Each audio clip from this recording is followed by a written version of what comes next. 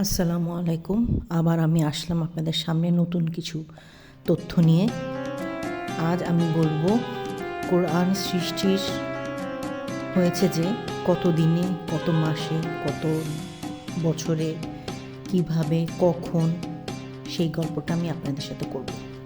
আল কোরআন কোনো সৃষ্টির মতো বানানো হয়নি, বরং এটি মহান আল্লাহর বাণী, যা দীর্ঘ 23 বছর ধরে সমসাময়িক প্রেক্ষাপট অনুযায়ী ধাপে ধাপে অবতীর্ণ ও নাজিল হয়েছে।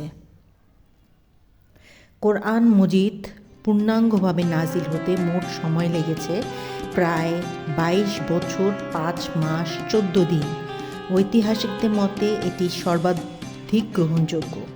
শুরু 610 খ্রিস্টাব্দে রমজান মাসের কদরের রাতে, শেষ হয়েছে 632 খ্রিস্টাব্দে রাসূলুল্লাহ সাল্লাল্লাহু আলাইহি ওয়াসাল্লামের ইন্তেকালের কিছুদিন আগে।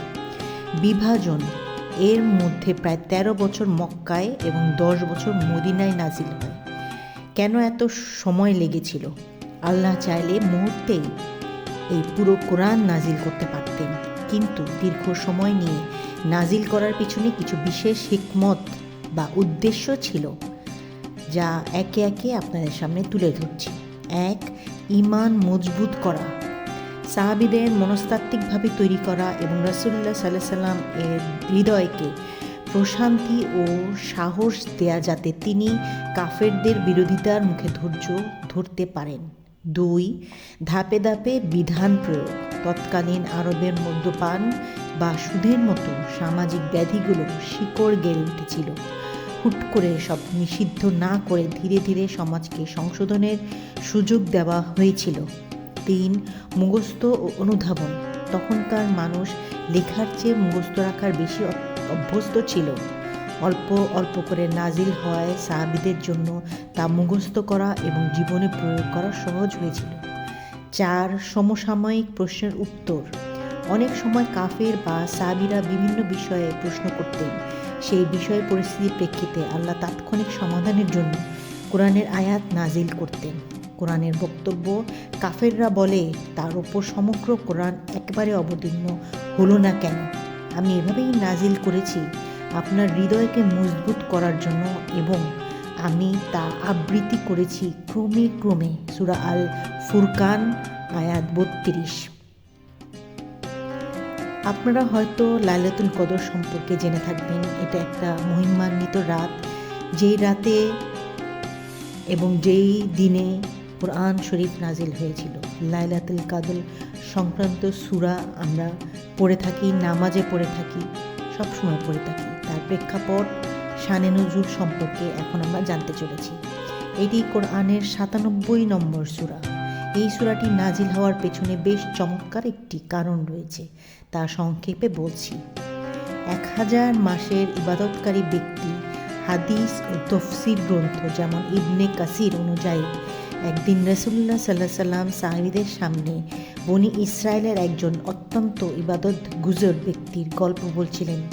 সেই ব্যক্তি টানা 1000 মাস, প্রায় 83 বছর 4 মাস আল্লাহর রাস্তায় জিহাদ করেছিলেন এবং সারা রাত ইবাদত করতেন। সাহাবীদের আফসোস, এই ঘটনা শুনে সাহাবীরা কিছুটা মনক্ষুণ্ণ বা চিন্তিত হয়ে পড়লেন। তারা ভাবলেন, আগের নবীদের উম্মতরা অনেক দীর্ঘায়ু পেতেন এবং প্রচুর ইবাদত করার সুযোগ পেতেন। আমাদের আয়ু তো অনেক কম, সাধারণত 60 থেকে 70 বছর। তাহলে আমরা কিভাবে তাদের সমান সওয়াব অর্জন করব? আল্লাহর উপহার। রাসূলুল্লাহ পাক সাল্লাল্লাহু আলাইহি ওয়াসাল্লাম বললেন, তোমরা চিন্তা করো না, আল্লাহর উপহার হিসেবে আল্লাহ এমন একটা জিনিস আমার উম্মতকে পাঠিয়েছেন, যেটা 1000 মাসের থেকেও উত্তম। সূরা আল কদর। সাহাবীদের এই আক্ষেপের দূর করার জন্য এবং উম্মতের মুহাম্মাদীকে সম্মানিত করার জন্য আল্লাহ তাআলা জিবরাইল আলাইহিস সালামের মাধ্যমে এই সূরাটি নাজিল করেন। আল্লাহ জানান যে তিনি এই উম্মতকে এমন একটি রাত দিয়েছেন যা 1000 মাস ইবাদত করার থেকে উত্তম। এই সূরার মূল শিক্ষা হলো কোরআনের শুরু। এই সূরার মাধ্যমেই জানানো হয়েছে যে লাউহে মাহফুজ থেকে প্রথম আসমানে কোরআন অবতীর্ণ হয়েছিল এই কদরের রাতেই।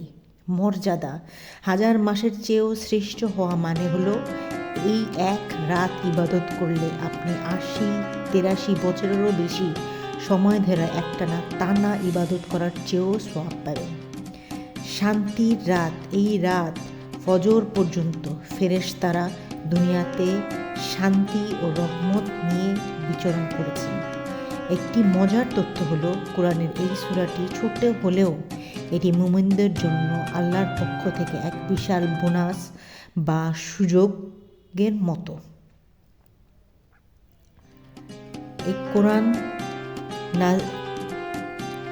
নাজিলের এই যে গল্পটা আমি আপনাদের শোনালাম, নিজের কাছেও আমার কাছে অনেক ভালো লাগলো শুনে।